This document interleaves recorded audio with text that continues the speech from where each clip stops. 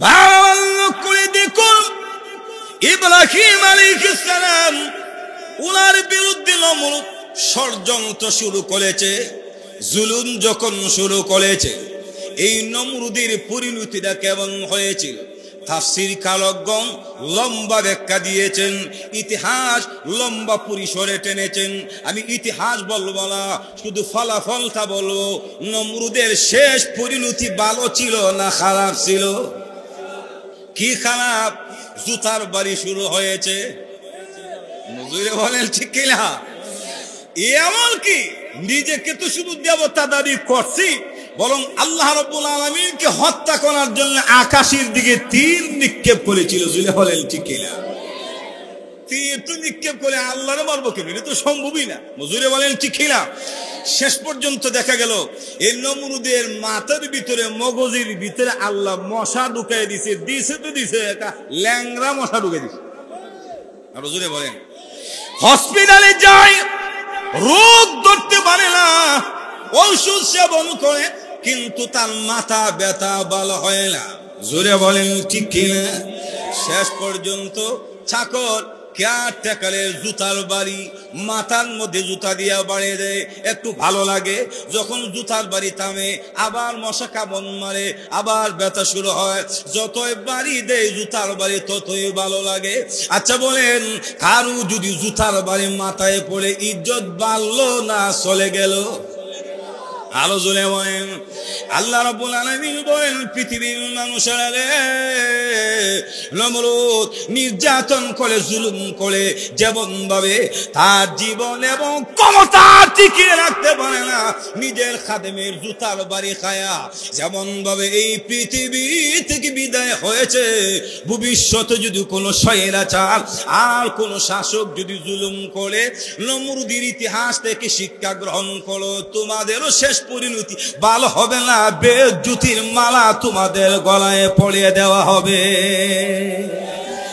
আর জুড়ে বলেন ঠিক কিনা? যে বিষয়টা আমি আপনাদের সামনে তুলে ধরতে চাই সেটা হচ্ছে মুসলিম শাসকের দায়িত্ব এবং কর্তব্য। এই আলোচনাটুকু সহজে বোঝার জন্য আপনাদেরকে আমি সর্বপ্রথম এই আয়াতের শান নুজুলটুকু শোনানো দায়িত্ব এবং কর্তব্য মনে করছি।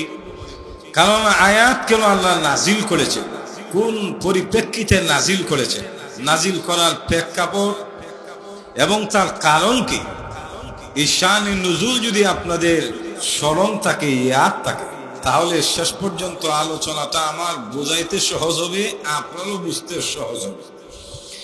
এজন্য আসুন এই আয়াতের শান নুজুল কি। শানে নুজুলটা হলো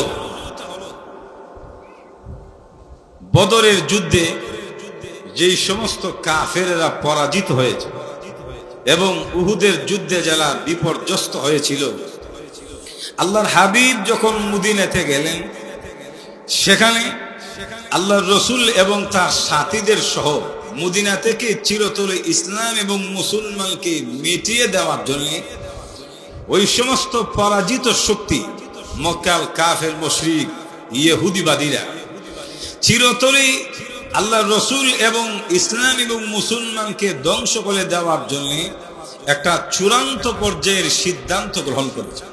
সিদ্ধান্তটা হলো তারা মদিনাতে আক্রমণ করবে, এমন আক্রমণ যাতে আর মুসলমানরা কোনোদিন পৃথিবীতে মাথা উঁচু করে দাঁড়াইতে না। নাউজুবিল্লাহ বলবেন না? এমন একটি সংবাদ গোয়েন্দা বা সিআইডির মাধ্যমে রসুলের কানে পৌঁছার পরে আল্লাহ রসুল সাহাবায়ে কেরামকে একটা জরুরি পরামর্শ সভা ডাক দিল। যেমন একটি আত্মঘাতী সিদ্ধান্ত কাফেররা নিয়েছে, তারা যদি আমাদেরকে মদিনাতে আক্রমণ করে তাহলে এই আক্রমণ তো অন্তত প্রতিরোধ করতে হবে। কথা বলেন ঠিক কিনা? কেউ যদি অন্যায় ভাবে আপনাকে মারে, আপনি কি চুরি হয়ে বয়ে থাকবেন? একটু এখন না, অন্তত প্রতিবাদ তো করতে হবে, জান তো বাঁচাইতে হবে। আল্লাহর নবী সাহাবায়ে কেরামকে নিয়ে পরামর্শ সভায় বসলেন, সাহাবীরা পরামর্শ দিলেন।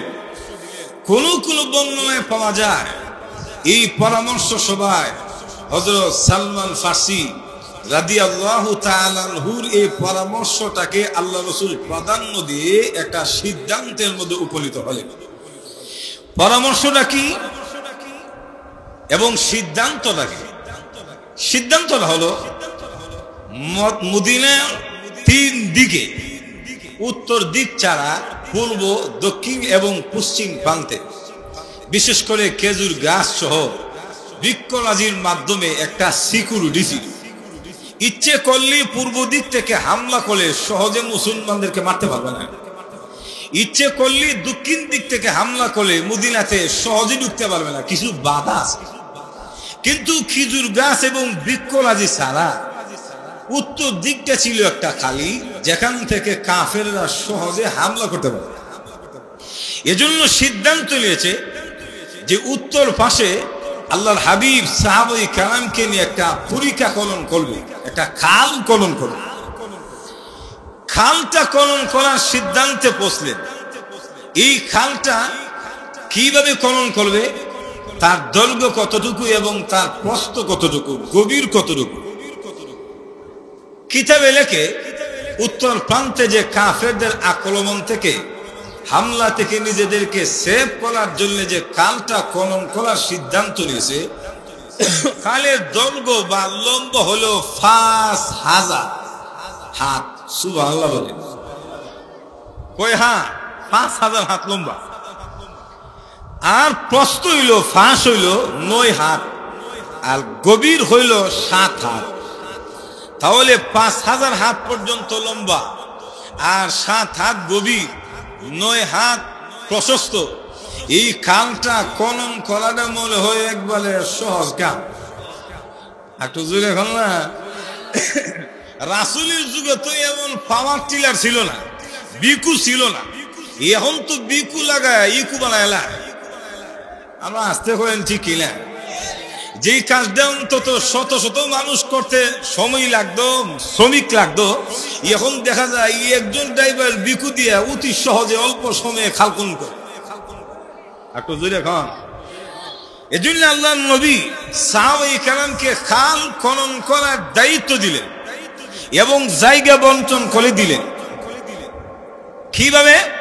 যে তুমি এতটুকু, তুমি এতটুকু, এইভাবে আল্লাহর হাবিব 10 জনকে 40 হাত লম্বা এভাবে খাল খনন করার জায়গা বুঝিয়ে দিলেন। 10 জন করে 40 হাত। আল্লাহর রাসূল নিজেও আবার খাল খনন করার কাজে নিয়োজিত হইলেন। আমরা অনেক সময় তো দেখি লিডাররা শুধু কর্মী দিয়া কাজ করা, আর উনি চেয়ারও বেতায়।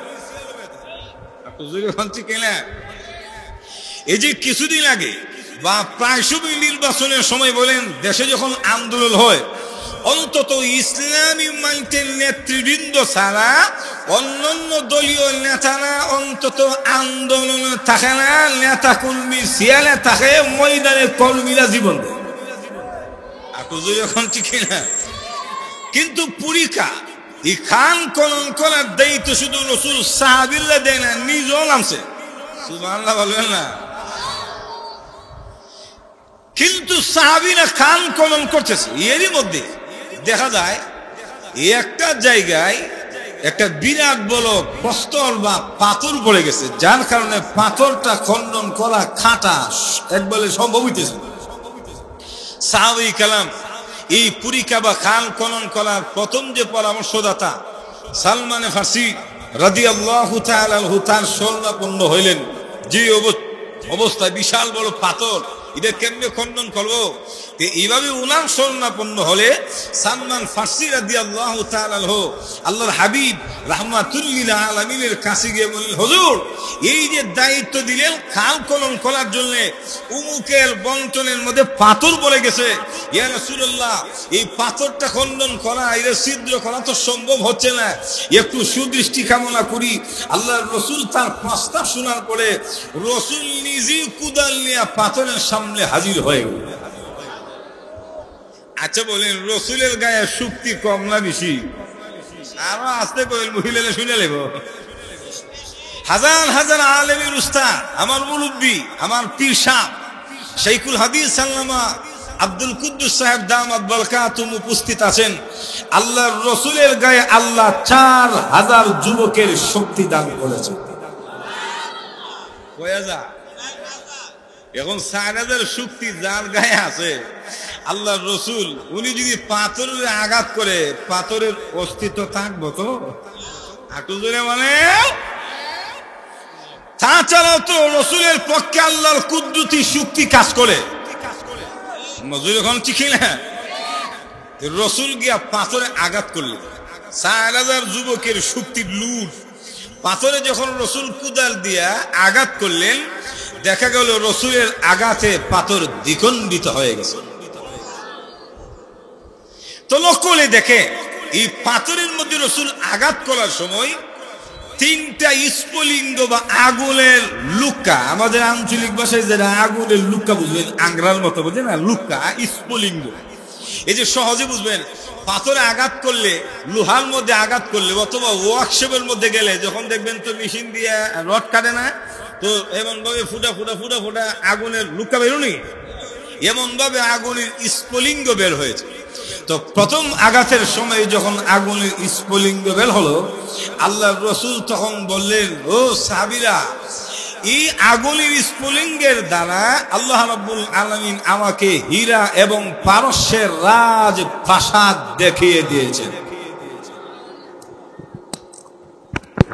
পারস্যের রাজ প্রাসাদ। দ্বিতীয়বার যখন আঘাত করলো, তখন দেখা যায় দ্বিতীয়বারের আঘাত স্ফুলিঙ্গের দ্বারা আল্লাহর রসুল বলেন, আমাকে রোম সাম্রাজ্যের রাজ প্রাসাদ আল্লাহ আমাকে দেখিয়ে দিয়েছেন। সুবহানাল্লাহ। তৃতীয়বার যখন আঘাত করলো, তখন রসুল বলেন, এই আঘাতে যে স্ফুলিঙ্গ বের হলো, এর মাধ্যমে আমি ইয়ামানের রাজ প্রাসাদ দেখতে পাই। সুবহানাল্লাহ বলেন। আল্লাহ রসুল বলিল, সাহাবীরা, তোমরা সাক্ষী থাকো, আগাম ভবিষ্যৎবাণী জানো, সেই দিন বেশি দূরে নয়, হীরা, পারস্য, রোম এবং ইয়ামানের রাজত্ব আমার মুসলমান, আমার উম্মতের হাতে চলে আসবে। রসুল যখন এই ভবিষ্যৎবাণী দিছে, এই ভবিষ্যৎবাণী মক্কাতে ছড়িয়ে যাওয়ার পরে মুনাফিকরা, কাফেরেরা, ইহুদিরা বলো, দেখো মুহাম্মদ কি বলে, তার সাথীরা কি বলে, তারা নাকি পারস্য জয়ী করবে, তারা নাকি ইয়ামান জয়ী করবে, হীরা জয়ী করবে, রোম জয়ী করবে, অথচ তারা নিজেদের জান বাঁচাইতে পারে না। আমাদের হামলা থেকে বাঁচার জন্য পুরী কাবা খান খননের কাজে নিয়োজিত হয়ে গেছে। খানা পিনা বউ বাচ্চা তো খান খনন করে এই জাতি আবার পারস্যের বিজয়ী দেখে এমন ভাবে অট্ট হাসি যখন হাসতে শুরু করলো, আল্লাহ রাব্বুল আলামিন তাদেরই ধারণাকে খণ্ডন করে রসুলের ভবিষ্যৎবাণী যে বাস্তবায়ন হবে, এই বিষয়টা আল্লাহ রাব্বুল আলামিন বোঝানোর জন্য আমার তেলাওয়াতকৃত আয়াত আল্লাহ এই মুহূর্তে নাযিল করেছে। হুজুর এখন না, আল্লাহ বলেন, আল্লাহুম্মা মালিকাল মুলক তুতিল মুলকা মা তাশা।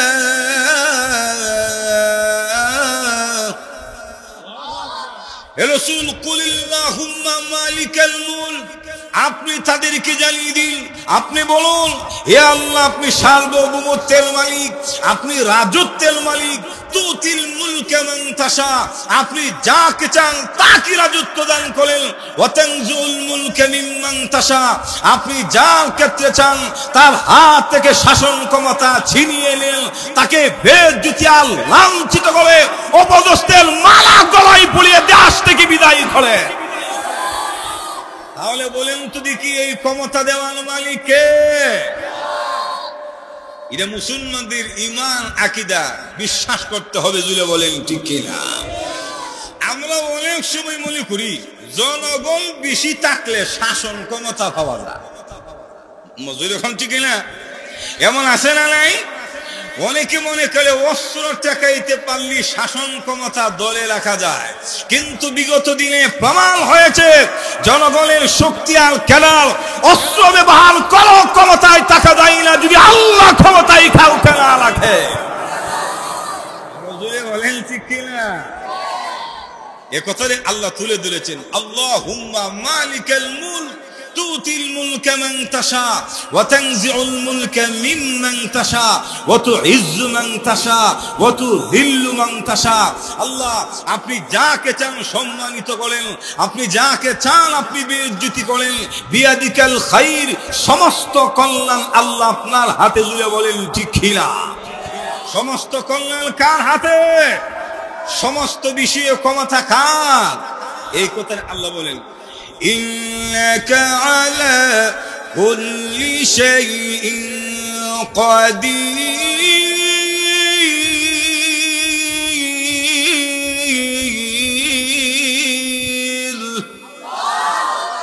সমস্ত শক্তি, সমস্ত ক্ষমতা কার?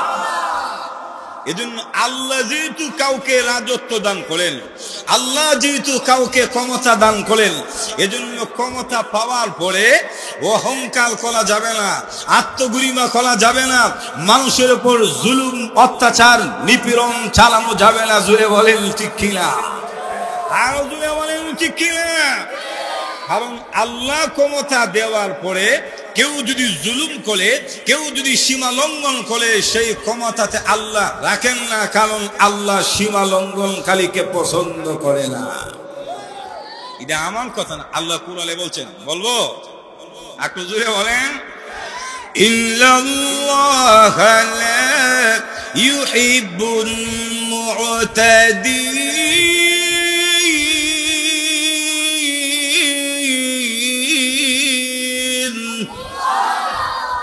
আল্লাহ বলেন নিশ্চয়, ইন্নাল্লাহা লা ইউহিব্বুল মু'তাদিন, নিশ্চয়ই আল্লাহ রাব্বুল আলামিন সীমা লঙ্ঘনকারীকে পছন্দ করে না।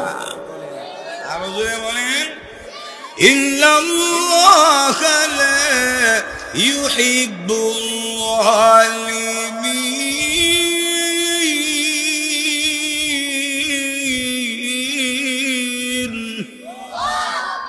আল্লাহ বলেন নিশ্চয়ই তিনি জালেমকে পছন্দ করে না। আরো জোরে বলেন ঠিক কিনা? আরো জোরে বলেন।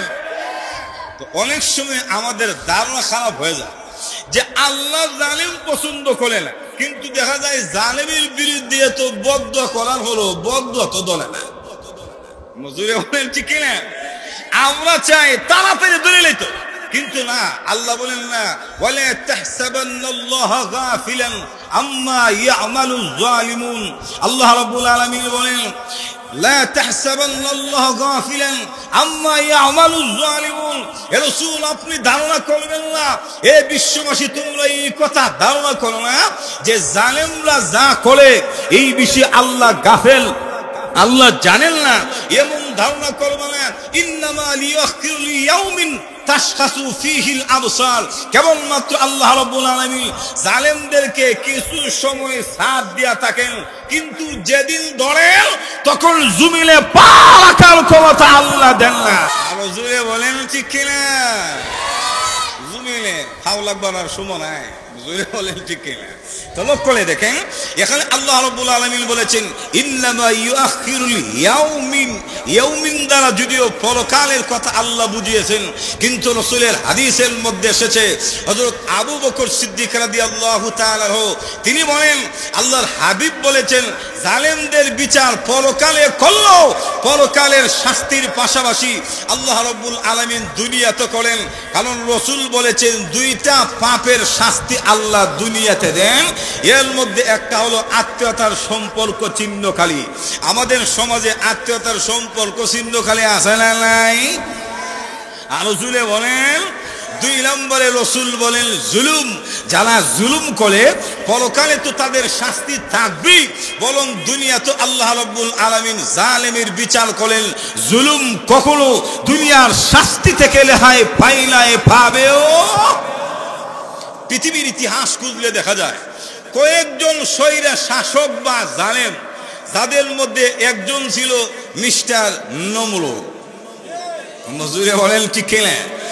হযরত নূহ আলাইহিস সালামের পরের সময়ে এই নমরুদ তার অধীনস্থ প্রায় 42টি রাজ্যের রাজত্ববাদী বা শাসনকর্তাকে নিয়ে একটা সমাবেশ বা একটা পরামর্শ সভার ব্যবস্থা করলেন। নমরুদ 42টি রাজ্য প্রধানকে নিয়ে একটা পরামর্শ সভা ডাক দিলেন। সেখানে তিনি কিং অব দ্য কিংস মানে মনে করেন সকল বাদশার বাদশা, সবচেয়ে বড় বাদশার উপাধিতে তিনি ভূষিত হলেন, বড় খ্যাতনামা তিনি অর্জন করলেন যে উনার উপরে আর কোনো বাদশা নেই। এই খ্যাত অর্জন করার পরে বেড়ার মন মানসিকতারও পরিবর্তন হয়েছে নমরুদের। এজন্য তিনি এক পর্যায়ে নিজেকে দেবতা দাবি করলেন। নাউজুবিল্লাহ জুড়ে বলেন, নিজেকে দেবতা দাবি করে মানুষদেরকে তাকে প্রণাম দেওয়ার জন্য, উপাসনা করার জন্য আইন প্রয়োগ করলো, চাপ প্রয়োগ করলো। তাকে যদি কি প্রণাম না দেয় তাহলে তাদের উপরে জুলুম শুরু করে, অত্যাচার শুরু করে। তাকে যদি কেউ দেবতা বা রব হিসেবে না মানে নমরুদ তাদের উপরে নির্যাতন শুরু করে।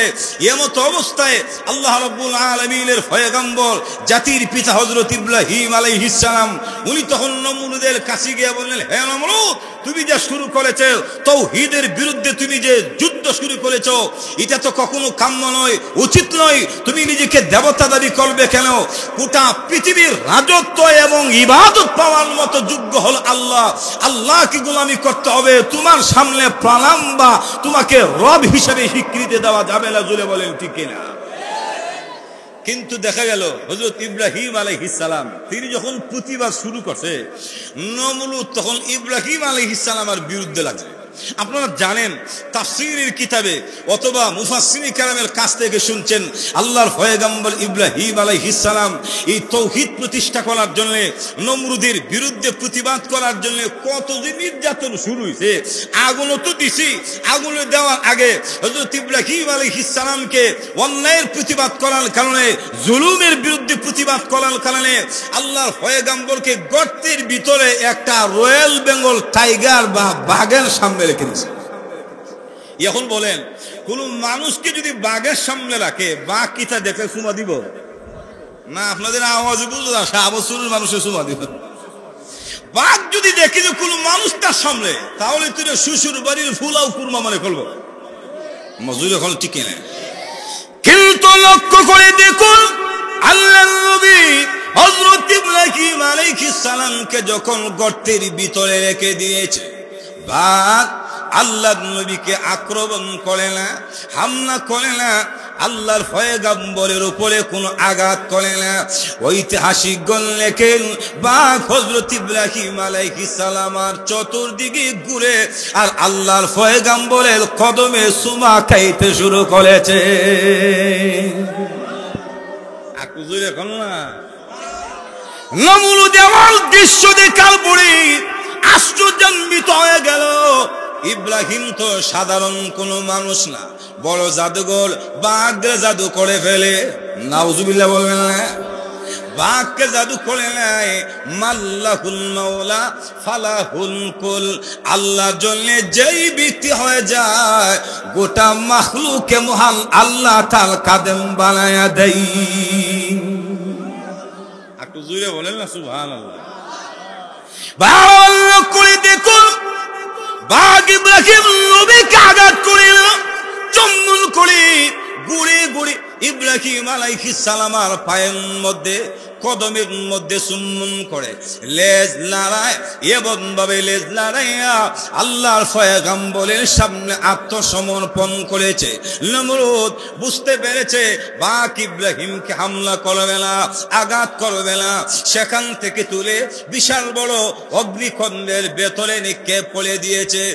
এরপরও ষড়যন্ত্র করো আল্লাহর পয়গম্বরের বিরুদ্ধে নমরুদ সাকসেস হতে পারে নাই। আল্লাহ রব্বুল আলামিন এই তাওহীদবাদী ইব্রাহিম আলাইহিস সালামের জন্য আগুনকে ফুলের বাগানে পরিণত করে দিয়েছে। লক্ষ্য করে দেখুন, জালিমের বিরুদ্ধে প্রতিবাদ করার কারণে, তাওহীদের পক্ষে কথা বলার কারণে আমাদের পিতা ইব্রাহিম আলাইহিস সালাম তিনি যেমন ভাবে নিরাপদে থাকতে পারে নাই, বিগত দিনে আমরাও জালেমের বিরুদ্ধে প্রতিবাদ করার কারণে বাংলার আলেমেরও তারাও নিরাপদে থাকতে পারে নাই। যতই জুলুম আর অত্যাচার আসুক না কেন, ইব্রাহিমের সন্তানেরা কখনো বাতিলের সামনে মাথা নত করবে না। জুলে বলেন ঠিক কিনা? আরো জোরে বলেন ঠিক কিনা? অসুবিধা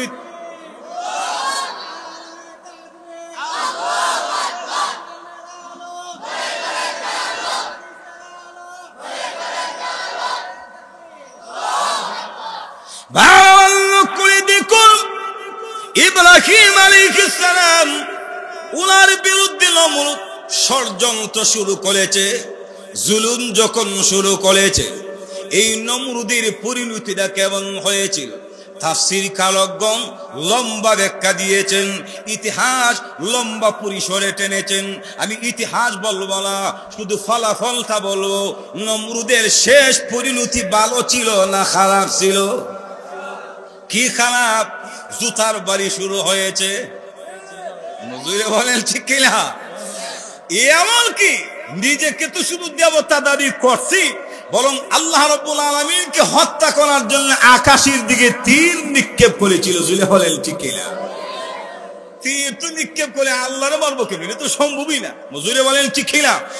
শেষ পর্যন্ত দেখা গেল এই নমরুদের মাথার ভিতরে, মগজের ভিতরে আল্লাহ মশা ঢুকাই দিছে। দিছে তো দিছে, একটা ল্যাংরা মশা ঢুকাই দিছে।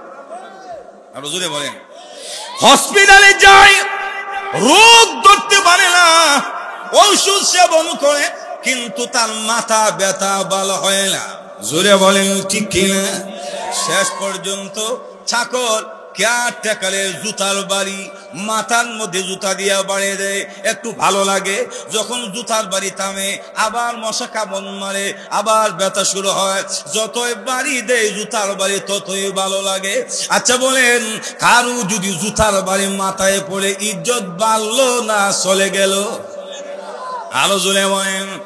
আল্লাহ রাব্বুল আলামিন বলেন, পৃথিবীর মানুষেরা রে, নমরুদ নির্যাতন করে, জুলুম করে, যেমন ভাবে তার জীবন এবং ক্ষমতা টিকিয়ে রাখতে পারে না, নিজের খাদেমের জুতার বাড়ি খায়া যেমন ভাবে এই পৃথিবী থেকে বিদায় হয়েছে, ভবিষ্যতে যদি কোনো স্বৈরাচার আর কোন শাসক যদি জুলুম করে, নমরুদের ইতিহাস থেকে শিক্ষা গ্রহণ করো, তোমাদেরও শেষ পরিণতি ভালো হবে না। বেজ্জতির মালা তোমাদের গলায় পরিয়ে দেওয়া হবে। আর জুড়ে বলেন ঠিক কিনা?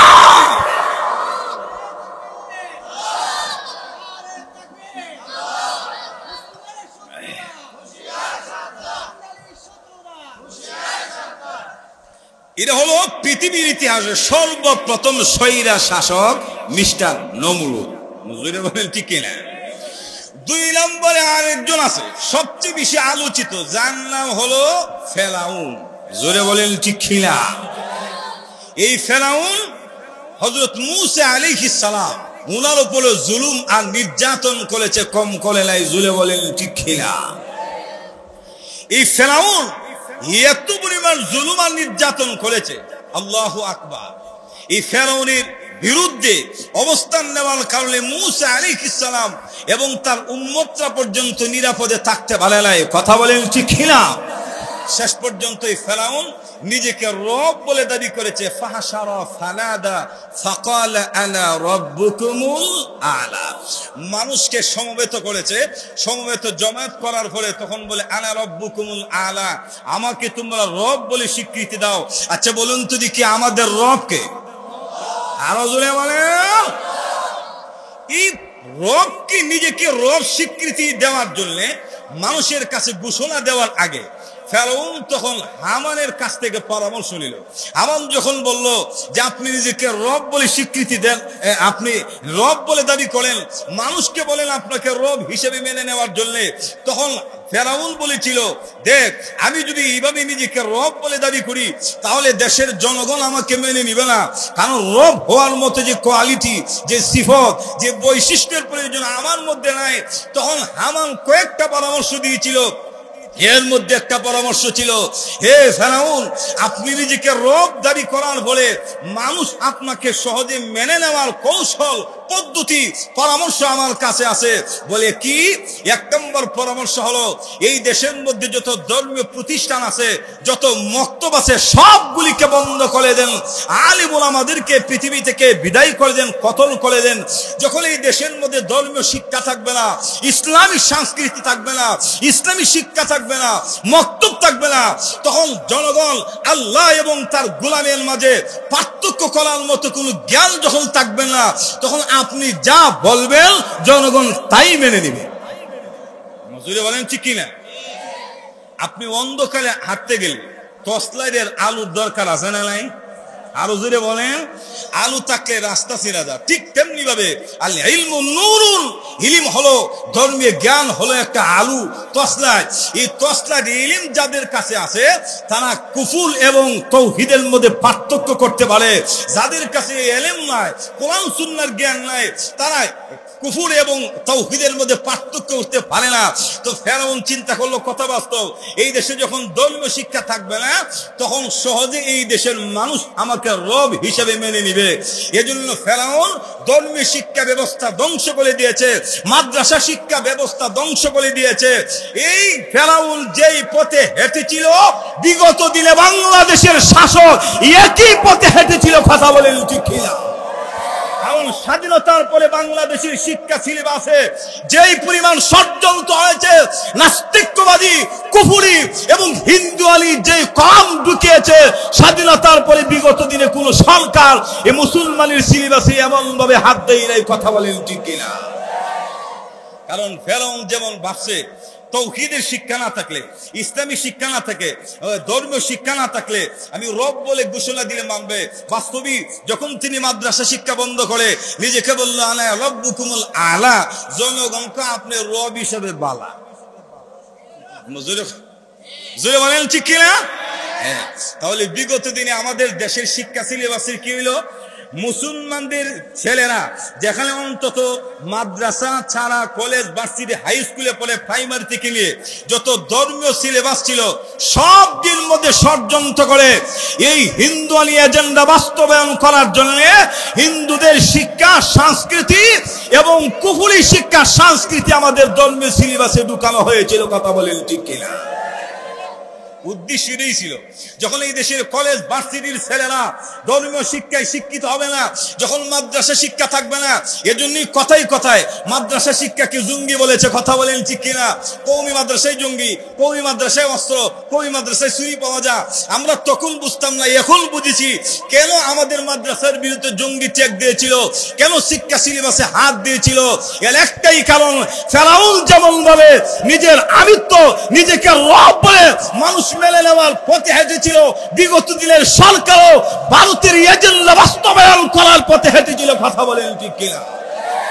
কিন্তু এই দেশের আলিম ওলামা তাওহীদি জনতাকে যেমন ভাবে রুখে দিয়েছে, ভবিষ্যতে কোন জালেম যদি মুসলমানের শিক্ষা সিলেবাস পরিবর্তন করে এই দেশে হিন্দু আলী কুফরি তন্ত্র কায়েম করতে চায়, শাহাদাত বরণ করে তাদেরকে এই দেশ থেকে উৎখাত করা হবে। যখন ঠিক কিনা?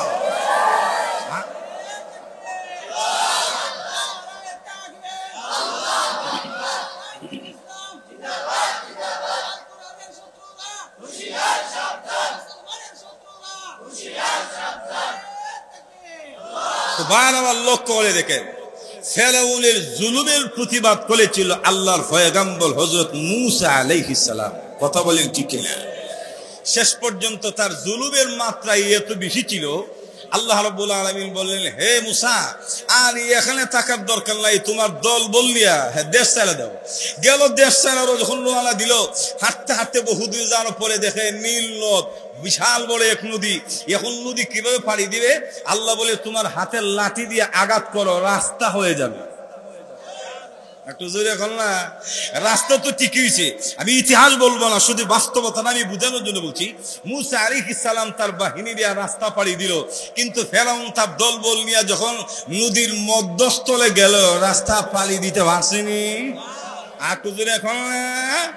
তখন নদীর মধ্য থেকে কেউ আইসর বলা, এখন দিকে এদিকে যাইতে পারলে এদিকে যাইতে পারলে, তখন বলে আমানতু আন্নাহু লা ইলাহা ইল্লাল্লাযী আমানাত বিহি বানু ইসরাঈল, আমি ঈমান আনলাম ওই সত্তার উপরে যিনি ছাড়া আর কোন ইলাহা নাই, আমি ঈমান আনলাম বনি ইসরাঈল যার উপরে ঈমান এনেছে। এই অবস্থায় আল্লাহ রাব্বুল আলামিন বলেন আল আন, এখন তোমার সময় হইছে, কাদ আসাইতা মিন ক্বাবলু ওয়া কুনতা মিনাল মুফসিদিন।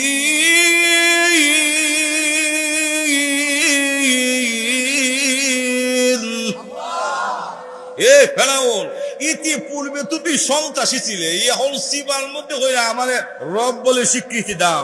এই অবস্থায় তোমার এই ডাক স্বীকৃতি কবুল হবে না, জুড়ে বলেন ঠিক না? লক্ষ্য করে দেখেন আল্লাহ রাব্বুল আলামিন এই পৃথিবীর দ্বিতীয় শৈরা শাসক এবং জানেন ফেরাউনকে আল্লাহ নীল নদের পানিতে কাদা মাটিতে সুবাইয়া মেরে আল্লাহ রাব্বুল আলামিন বলেন ফাল ইয়াউমা নুনাজ্জিকা বিবাদানিকা, আমি আল্লাহ তোমার দেহটাকে সংরক্ষণ করে রাখবো। এজন্য মিশরের ফেরাউনের মধ্যে তার দেহটা এখনো আছে। কেন? যাতে করে ভবিষ্যৎ প্রজন্ম ফেরাউনের ইতিহাস থেকে তার দেহ থেকে শিক্ষা গ্রহণ করে আর স্বৈরাচারের খাতায় নাম না দেই, জালেমের খাতায় নাম না দেই। কিন্তু দেখা গেল ফেরাউনের হাতে যারা হেঁটেছে, ফেরাউনের শিক্ষা থেকে যারা শিক্ষা গ্রহণ করে নাই, তার ইতিহাস থেকে যারা শিক্ষা গ্রহণ না করে জুলুমের মাত্রা নির্যাতন শুরু করেছিল, তাদের পরিণত হলো ফেরাউনের চেয়ে আরো ভয়ঙ্কর রূপ ধারণ করেছিল। কথা বলেন ঠিক কিনা? আরো জুড়ে বলেন ঠিক কিনা? আমাদের বিগত দিনে এই দেশে একজন শাসক ছিল, তিনি ভূমিকা খুব অভিনয় জানতেন। অভিনয়টা পুরোপুরি মোটামুটি ফেরাউনের মতোই। মজুর এখন ঠিক কিনা? ফেরাউন ধর্মীয় শিক্ষা ব্যবস্থা ধ্বংস করছে, মাদ্রাসা মক্তব বন্ধ করছে, আর তিনি এই দেশের শিক্ষা সিলেবাসের ভিতরে হিন্দুয়ানি শিক্ষা ঢুকাই দিয়েছে। তাহলে ফেরাউন যেই পথে হাসছিল, তিনি কথা বলেন ঠিক কিনা? ইউসুফ আলাইহিস সালাম ওনার ভাইরা ওনাকে হত্যা করার জন্য কূপের মধ্যে নিয়ে ফেলছে, কিন্তু দেখা গেল কূপের মধ্যে ফেলে বাবার কাছে গিয়ে সাধু সাজে গেছে। মজুরে বলেন ঠিক কিনা? ওয়াজাউ আবাহুম ইশাইয়াবকুন, তারা কেঁদে কেঁদে বাবার কাছে বলতো আব্বা বাঘে খাইলাইছি ইউসুফ রে, আমরা দেখছি না। মজুরে এখন ঠিক কিনা? আসলে বাঘে খাইছে না তারা গর্তের ভিতরে ফেলছে। তো বিগত দিনের একজন শাসক ছিল আমাদের দেশে, স্বৈরাচার জালেম, তিনিও ইউসুফ আলাইহিস সালামের ভাইরা যেমন খুরির খাতায় নাম দিয়েছিল, তিনিও নাম দিয়েছে। মানুষ যখন তার কাছে গিয়ে সান্ত্বনার জন্য যেত, সন্তান হারা, পিতা হারা, মা হারা, বাবা হারা গেলে তিনি অভিনয়টা মোটামুটি নায়ক নায়িকের চেয়ে আরো বেশি করেছে। কেঁদে কেঁদে বলতো পরিবারের বেদনা কত যে কষ্ট আমি বুঝি, আমি তো স্বজন হারা। এদিক দিয়ে মানুষের কাছে কান্নার অভিনয় করত, তলে তলে মানুষের এই কন্ট্রোল করে মানুষ হত্যা করার জন্য আইনাগরের ব্যবস্থা করেছিল।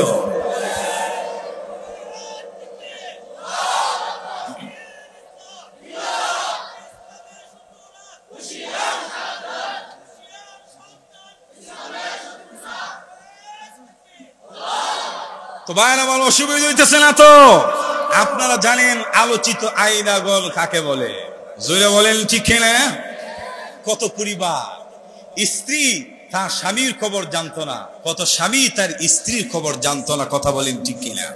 নিরপরাধ, তার বিরুদ্ধে কথা বললি, অন্যের প্রতিবাদ করলি, হোক কলমে, হোক ফেসবুকে, হোক মুখের ভাষায়, তার জুলুমের বিরুদ্ধে মুখ করলি, এই দেশের কোনো মানুষ নিরাপদে থাকতো না, হয়তো আইনাগর নতুবা সমুদ্রের ভিতর। জুড়ে বলেন ঠিক কিনা?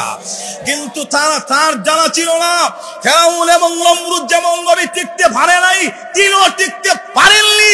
এই দেশে মূসা আলাইহিস সালামের উপরে যেমন জুলুম করে ফেরাউন টিকতে পারে নাই, এই দেশের বিগত দিনের সরকার আলেম ওলামার উপর নির্যাতন করেও টিকতে পারে নাই। ভবিষ্যতে যারা উনার পথে হাঁটবে তারাও টিকতে পারবে না। জোরে বলেন ঠিক কিনা? ফেরাউন আঘাত করেছিল মূসা নবীর উপরে, আর তিনি আঘাত করেছিল এই দেশের এশিয়া মহাদেশের সর্বশ্রেষ্ঠ মুজাহিদে মিল্লাত, লক্ষ লক্ষ পথ হারা মানুষের প্রতীক আল্লামা মুফতি ফজলুল হক আমিরি, উনাকে তিলে তিলে 22 মাস গৃহবন্দী করা অবস্থায় তিনি মৃত্যুর দিকে ঠেলে দিয়েছিল। কথা বলেন ঠিক কিনা?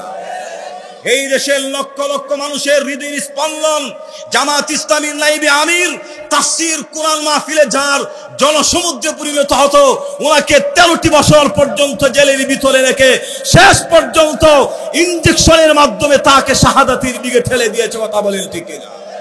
জুনেদ বাবলুগুরি রহমাতুল্লাহ আলাইহি উনাকে যে কেমন ভাবে হত্যা করেছে, করোনার ইনজেকশন ফুস করে আমাদের সন্দেহ হয়, অন্তত তদন্ত করলে তাকে যে হত্যা করেছে এটা বের হয়ে আসবে। কথা বলেন ঠিক কিনা? বেশি দূরে গিয়ে লাভ নাই। আল্লামা মামুনুল হক, যাকে অন্যায় ছাড়া দোষ ছাড়া 3টি বছর পর্যন্ত জেলের ভিতরে আবদ্ধ করে রেখেছিল। কথা বলেন ঠিক কিনা? কি দোষ?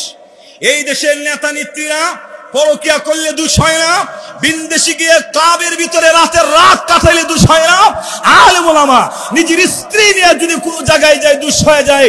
এই বৈষম্যতা এই দেশের জনগণ মেনে নেয় না। কথা বলেন ঠিক কিনা? তার একটাই দোষ ছিল, তার কণ্ঠ বড়, তিনি ভাস্কর্য বিরোধী প্রতিবাদ করেছিলেন। কথা বলেন ঠিক কিনা?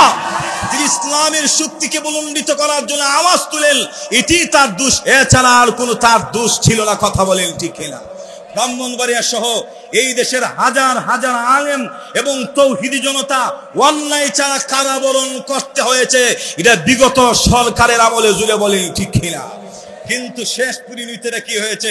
আল্লাহ রাব্বুল আলামিন যে বলেন, লা তাহসাবান্নাল্লাহা গাফিলান আম্মা ইয়ামালুজ জালিমুন ইন্নামা ইউআখিরু লিয়াউমিন তাশখাসু ফীহিল আবসার। আল্লাহ রাব্বুল আলামিন কিছু সময় তাকে ছাড় দিয়েছিলেন, কিন্তু ছেলে দেননি। পৃথিবীর ইতিহাসে এমন ভাবে তিনি পলায়া দেশ থেকে হারিয়ে গেছেন, নিজের নেতা কর্মীরে পর্যন্ত বলে যাওয়ার সুযোগ পায় না। আরো জোরে বলেন ঠিক কিনা? কেন? কারণ আল্লাহ জালেমকে পছন্দ করে। কথা বলেন ঠিক কিনা? পক্ষান্তরে যারা এই ক্ষমতা পেয়ে ক্ষমতার ব্যবহার করে নাই, যারা আল্লাহর দেওয়া নিয়ামতের শুকর আদায় করে দেশ সুন্দর এবং শান্ত শৃঙ্খলার সাথে দেশ পরিচালনা করে জনগণের অধিকার প্রতিষ্ঠিত করে, এই শাসকদের ব্যাপারে খোঁজ খবর রয়েছে। আর যারা মানুষের বাক শক্তি হরণ করে দেশের মানুষের উপর নির্যাতন অত্যাচার করে, তাদের যে কি দুর্ভোগ হবে। রাসূল হাদিসের মধ্যে বলেছেন, 2টা হাদিস আমি বলবো। 1 নম্বর, যারা ক্ষমতা পাওয়ার পরে নিজের ক্ষমতার অপব্যবহার করে না, আল্লাহর রাসূল বলেছেন, ইন্নাল মুকসিতিনা ইনদাল্লাহি আলা মানাবির মিন নূর, নিশ্চয়ই নেই পরেন শাসক কিয়ামতের ময়দানে আল্লাহ রাব্বুল আলামিনের ডান পাশে নূরের মিম্বরে উপবিষ্ট থাকবে। সুবহানাল্লাহ। বাড়ি গিয়ে কইেন, ওয়াকিলতা ইয়াদাইহি ইয়ামিনুন আল্লাযীনা ইয়াদিলুনা ফি হুকমিহিম ওয়া আহলিহিম ওয়া মা ওয়ালু।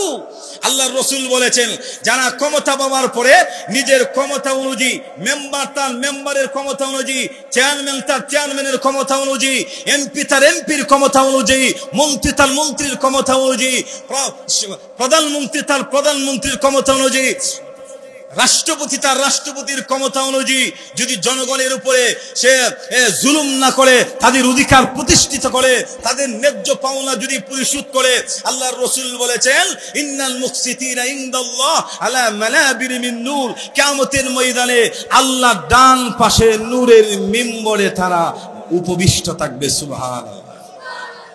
পক্ষান্তরে যারা ক্ষমতার অপব্যবহার করে, মানুষের উপর জুলুম করে, রাসূল বলেছেন, এই সমস্ত লোকেরা ইল্লা হারামাল্লাহু আলাইহিল জান্নাহ, তাদের জন্য আল্লাহর জান্নাত হারাম বলে ঘোষণা করা হবে। এজন্য আসুন, আল্লাহ রাব্বুল আলামিন যাদেরকে যেই পরিমাণ ক্ষমতা দিয়েছে, ক্ষমতার অপব্যবহার না করি। ইসলাম এবং এই দেশের মানুষের সেন্টিমেন্ট, মানুষের চাহিদা কি, তারা কি চায়, প্রত্যেকের চাহিদা এবং সেন্টিমেন্টকে সামনে রেখে জনগণের অধিকার, নিরাপত্তা প্রতিষ্ঠিত করে আগামীর দেশ যেন তারা গড়তে পারে, সেই প্রত্যয়, এই আশা আমরা ব্যক্ত করি। আমরা সহযোগিতা করব, কিন্তু দেশের বিরুদ্ধে, ইসলামের বিরুদ্ধে, আলেম ওলামার বিরুদ্ধে, এই দেশের সার্বভৌমত্বের বিরুদ্ধে যারা ষড়যন্ত্র করবে, এমন শাসককে বিগত দিনের শাসকের মতো উৎখাত করতে আমরা প্রস্তুত আছি। কথা বলেন ঠিক কিনা? আল্লাহ রাব্বুল আলামিন এই কথাগুলি যেখানে ধারণ করে বাস্তবে এমন ভাবে প্রস্তুতি নিয়ে এই স্বাধীন বাংলায়, বাংলাদেশ মাতৃভূমিতে বেঁচে থাকার তৌফিক দান করুন। সুপরিশেষে এই মাদ্রাসার উত্তরোত্তর উন্নতি